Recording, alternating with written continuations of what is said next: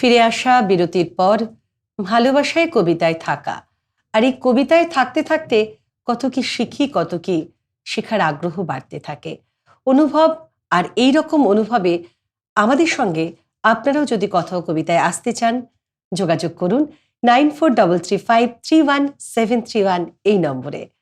যেখানে কবিতা নিয়ে আড্ডা শুরু হয় দিদি, সেখানে মনে হয় যে ওটাকে নিয়ে অনেক কিছু বলি। মানে যে কবিতা দুটো তুমি শোনালে, সময়টা তো আমাদের বেঁধে দেয়, সেই কারণে খুব ডিটেলসে যাওয়া যায় না। কিন্তু সেই প্রেক্ষাপট, যে কবিতাটা তুমি শোনাবে সেই প্রেক্ষাপট বা কবি, সব কবিকে তো আর আমরা ছুঁতে পারি না, কবিতায় ছুঁই, মানে তার সঙ্গে আমাদের পরিচয় হওয়ার সেই সুযোগ থাকে না। তো সেই জায়গা থেকে দাঁড়িয়ে কবিতা আবৃত্তি চর্চা করতে করতে, যেটা তুমি বললে যে ভাববোধ, উচ্চারণ, এটা তো আমরা কম বেশি সবাই জানি। তার মধ্যে থেকেও তোমার জীবনে, তোমার এই কবিতাময় জীবনে কি ধরনের কবিতা তোমাকে খুব আকৃষ্ট করে? কোন কবি বলতে চাইছি না, কি ধরনের কবিতা আর কি? আমাকে তো আসলে কিছু কবি আছে, নাম না উল্লেখ করলেই হচ্ছে না, যেমন শুভ দাশগুপ্তের কবিতা আমাকে ভীষণভাবে টানে, ভীষণভাবে। প্রত্যেকটা কবিতায় খুব বাস্তব সমাজের বাস্তবতাটাই উনি তুলে ধরেন, বিশেষ করে কবিতায়। তবু আজকে আমি শুভ দাশগুপ্তের কবিতা আজকে করব না, কারণ যেখানেই যাই সবাই বলে দিদি তুমি শুভ দাশগুপ্তের কবিতাই বেশি করো। আমি অন্য কবিদের কবিতা শোনাবো, পরে যখন কখনো আসবো তখন। নিশ্চয়ই নিশ্চয়ই। তো একটা তো জেনে নিলাম যে শুভ দাশগুপ্ত তোমার পছন্দের কবি, তাছাড়া তারপরের সারিতে চন্দননাথ। তাহলে চন্দননাথের একটা শোনাও। হ্যাঁ, চন্দননাথের কবিতা শোনাচ্ছি। কবি চন্দননাথের লেখা কবিতা অপরাজিতা।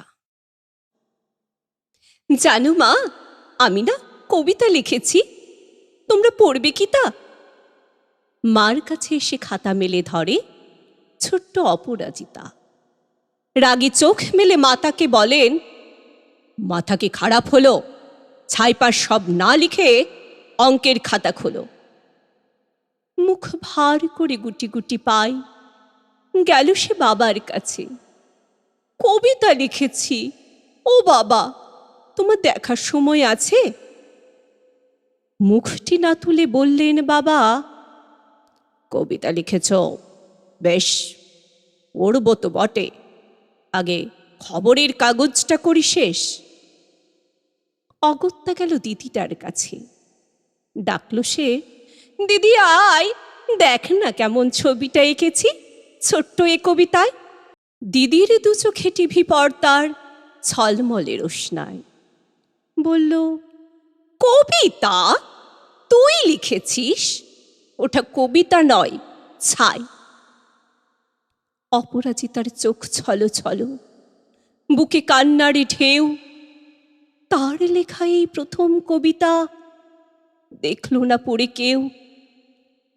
একা ঘরে বসে সামনে তাকালো মালাতে সাজানো ছবি। স্নিগ্ধ দু চোখে রয়েছেন যে সহজ পাঠের কবি। কবিতার খাতা মেলে সে ধরল, ঠোঁট দুটো থর থর। বলল, ঠাকুর কেউ না পড়ুক, তুমি এ কবিতা পড়ো। কি জানো কি করে কি যে হয়ে গেল এ কথার সাথে সাথে। রবি ঠাকুরের মালা থেকে ফুল ছড়ল সে খাতাটাতে। মনে হলো তার সামনে দাঁড়িয়ে বুঝি রবীন্দ্রনাথ, মাথার উপরে রাখলেন তাঁর আদর মাখানো হাত। ভারী সুন্দর বললে। মানে তুমি যে কটা কবিতা শোনালে এখনো পর্যন্ত, আমার কিন্তু এটা সবচেয়ে বেশি আমাকে, মানে কি বলবো, হয় না কিছু কবিতা মনে বসে যায় না, খুব মানে ভালো লাগলো। এবং আমাদের দর্শক বন্ধুরা নিশ্চয়ই জানাবে তোমার কবিতা কেমন লাগছে, তাদের মতামত। আপনারা কিন্তু আমাদের সঙ্গে থাকবেন, যাবেন না। আপাতত সময় হয়েছে একটু ছোট্ট বিরতি নিয়ে ফিরে আসছি এক্ষুনি।